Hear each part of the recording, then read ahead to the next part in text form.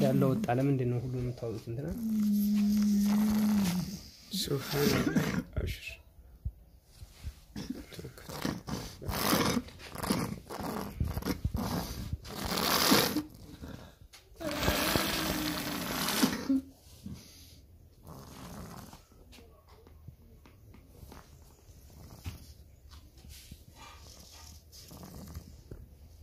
ሙሉስም መንግስቴ በኃይሉ ይባላልው ታማሚው ታምሩ ተሰጠነው አጎቴ ላይ ነው ተሰጣው አጎቴ ነው እናቴ ትልቅ ወንድም እና ህመምተኛው የሚኖረው ሸናን ወረዳ ኦሮሚያ ውስጥ ነበረ ጥቅምት 20 ነው የተመታው ከዛን ቀን ጀምሮ እስካሁን ህክምና ያው ባላቅም እየሞከርን ነበር አሁን ያማችን አለቀ ዝም ብሎ ቤት አስገብተን ዝም ብለን አስተኝተናል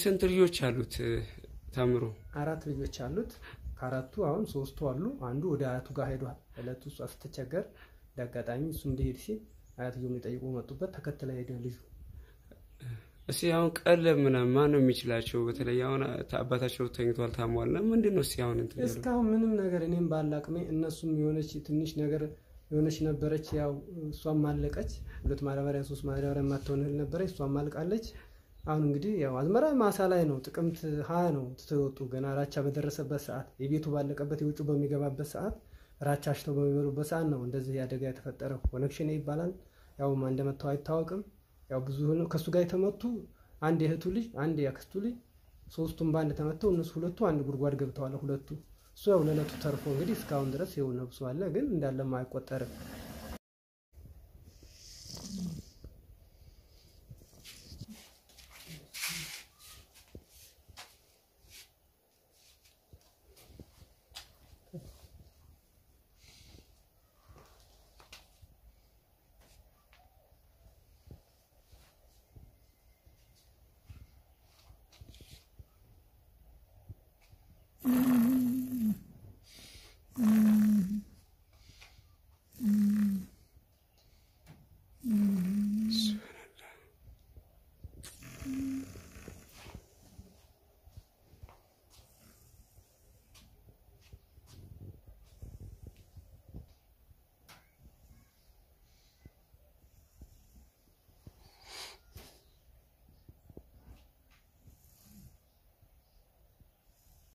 አዝመራ ውጪ የነበረውን ጓሮ ከብት እንዳለ ነዱብን ምንም የቀረ ነገር የለም የት አካባቢ ሸነን ወረዳ ጅባት ይባላል ወደ እንትን ነው ጅባት ማለት ሸነን ወረዳ ነው ጅባት አብሽከር ውስጥ ነው አይደለም ኦሮሚያ ውስጥ ነው ኦሮሚያ ውስጥ ነው ሸሽተው ነው ወደዚህ ሸሽተው የመጡት እኔ እዚህ ነበርኩኝ እዚህ ያው ተቀበልኳቸው ባለኛ አቅም እስካሁን ያገስኩ ነበር እኔ አሁንም እኔም ያለኝን ጨርሻለሁ እነሱ ምንም የላቸውም አሁን ያው ባላቅም እስካሁን ክምላ ላይ ነበር አሁን ሁሉ ነገር ስለተቸገሩ እኔም ታቅሜ በላይ ስለሆነ እየተቸገርኩ ነው ያለሁት ስለዚህ አራት ልጆች አሉ አሁን ሶስቱ አሉ አንዱ ባለቤቱ ያው ልጅቷ አባት ጋር ሄዷል አሁን በችግር ላይ ነው ያሉት በቃ ምንም ነገር የሚበላም ችግር ነው የሚታከምም ችግር ነው ኪራይም ችግር ነው እስካሁን ባለኛ አቅምም ያው ዘመድም ጓደኛም ያገዘኝ እኔም ሰራ ነበር አሁን እኔም እነሱን ማገዝ ያቃተኝ ነው ያለው ማን ነው ጥቃት ያደረሰበታል ማን ያውቃል የመጡት ማታ ነው ከምሽቱ በ4 ሰዓት ማለት ነው ማንነታቸው ማይታወቅ ጨለማ እንትን ብለው ነው የመጡት ያው መጡ ገደሉ ሄዱ ያለውን ከብት ምናምን ሰብስበው ሄዱ ምንም የቀረ ነገር የለም በዛ በድንጋጤኛ መራፍ ዘግተን ነው የወጣነው አንድ ዕቃ እንኳን አላወጣንም ባዶ እጃችን ነው የወጣነው ማለት ነው ለነፍሴ ልጆችን ይዤ ነው የወጣው ሲያውኔቱ ወደ ንዙርኛ አሁን የኢትዮጵያ ህዝብ ምን ያደርግልሽ ምንድነው የምትጠይቀው የኢትዮጵያ ህዝብ ያው እንግዲህ ባላቅም ያው ህክምና ነፍስ ስታለ ድረስ ማሳከምበት እንዳገኝ ማለት ነው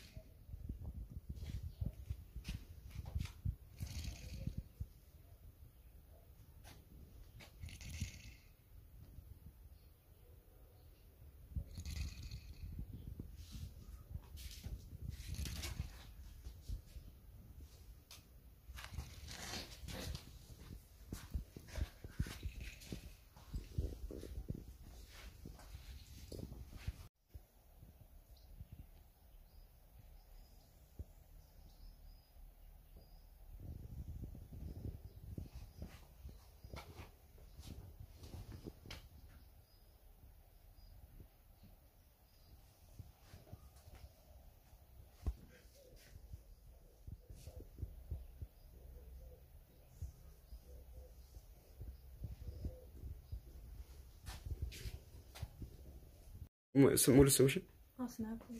አስናቁማል አስናቁማል። እስቲ ምንድነው እስቲ የገጠመሽ ነገር እስቲ ባለቤትሽ ምንድነው ምን ሆኖ ምንድነው የደረሰባቸው? በሰዓቱ ነበርሽ ወይ? እስቲ ምንድነው? አዎ ነበርኩ። ከምሽቱ 4 ሰዓት መጥተው ነው የመጡት። እኔ በዛን ሰዓት የንን ጣናት ልጅ አመለጥኩ። ሁለቱ ህፃናቶች ይዘሽ አመለጥሽ? ከዛ ተመጣ ሶስቱንም ገለዋቸው ታኝቷል። ከዛም ሞተ መስሎኝ እኔ 30 ደቂቃ ምናምን እዛ ደሙ ላይ ታኝቷል። ከዛ ቆይተን ተደነጋግጠን ካወጣን በኋላ ስንጎትተው ነፍሷል። ይሄ ባዛኔ ቤት አስገባ ነው። ያው እንዱ ሲያጓራ አደረ። ጠዋት ወደ ሐኪም ቤት ወሰደ። ሐኪም ቤቱ 1 ወር አስተኛ ነው። ከዛ ሐኪም ቤት በቃ አስገባው። ያው ከገባ 2 ወር ይው ለብቻዬ ነው የማቀቀው። እሺ ያለው አለቀ። ማከሚያም የለም። ከኋላ የሚጠበቅ ነገር የለም። እንግዲህ ምንም ከዚህ ተስፋ የለንም ማለት ነው። እንግዲህ እንዳለው ወጣ። ለምንድን ነው ሁሉንም ታውቁት እንትና ሱብሃንአላህ አሽር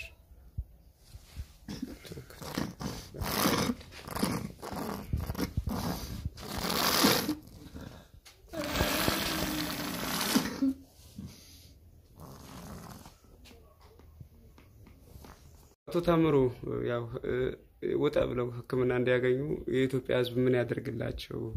ምንድነው የምትጠይቁት? እንግዲህ እኛ ያው እንደ ሰውነት ፈጣሪ መቼም እንግዲህ እስካሁን ነብሶ አለ። ከእንግዲህ ደግሞ ታክሞ ትንሽ ጊዜ እድሜ የሚያገኝ ከሆነ ኢትዮጵያ ህዝብ እንዲያግዘን ነው የምንፈልገው። ትንሽ ህክምና አገኝቶ ያው ትንሽ እንግዲህ ፈጣሪ ናስ ካለው ድረስ የኢትዮጵያ ህዝብ አግዞን ህክምና ቢያገኝ ነው የምንፈልገው። እሺ አመሰግናለሁ። ውድና ደጋግ ኢትዮጵያውያን እኛ አባት ከተኙ 1 2 ወር 3 ወር ሆናቸዋል። በኦነግ ሸኔ አደጋ ደርሶባቸው ነው እዚህ የተኙትና ሆስፒታል ነበሩ። ቤተሰቦቻቸው ያላቸውን ሀብት ንብረት ሽጠው ይኸው ዛሬ አቅማተው ቤት አስገብተው አስተኝቷቸዋል። ሁላችንም እኛ አባት የ3 ልጆች አባት ናቸው። ትናንሽ ልጆቻቸው የሚጦራቸው የለም የሚያሳክማቸው የለም እና ሁላችንም እንድረስላቸው እላለሁ። ያለን በመስጠት ልጆቻቸውን እንታደግ፣ እሳቸውንም ህክምና አስገብተን የሚድኑበት መንገድ እንፍጠርላለው። መልካምነት ለራስ ነው መልሶ ይከፈላልና ሁላችንም እኛ አባት ያሰብን ካለን ላይ የተወሰነ ሼር እያደረግን እንታደጋቸው እላለሁ። ሰናይ ዕለት እንላችሁ።